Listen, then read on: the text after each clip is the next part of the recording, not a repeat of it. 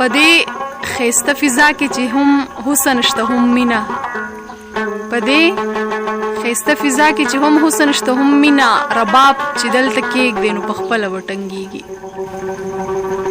السلام علیکم، اسماء اخلاص در سره مخاطب ده. ډېره زیاته مننه کوم ستاسو د ټولو مینوالو، جهان دنیا مننه کوم. خوشحاله راته اوسئ. اختر نږدې دی، ډېر نږدې دی. نو زما له اړخه ټولو ته د اختر مبارکۍ ډېرې او سمې ډېرې زیاتې مبارک شه. بله دا چې اختر چونکې نږدې دی، نو اختر چونکې نږدې دی، په اختر کې ډېر زیات احتیاط کوئ.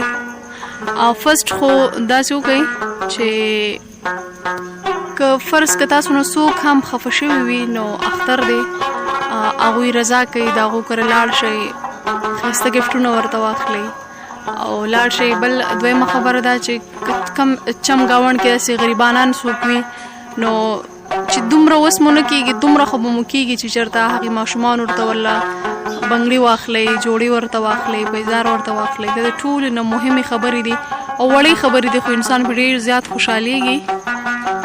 او بله دا که سوچ مو کړی وي، نو اختر کې خو الډې خلک خپلې خوشحالۍ ومانځي او بیا په اختر په دویمه درېیمه باندې هغوی چکرو ته ځي.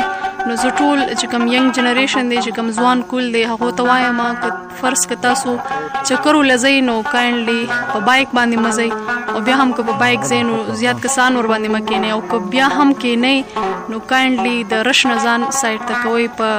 چونکې د اختر په ورځو کې رش ډېر زیات وي، نو ستاسو او ستاسو فیملی ته هم بیا هغې سره نقصان کیدی شي، ستاسو نه ځان هم ضایع کیدی شي. نو کاینډلي اختر کې د ځان ډېر زیات خیال ساتئ او د ځان سره سره د خپل فیملی هم ډېر زیات خیال ساتئ.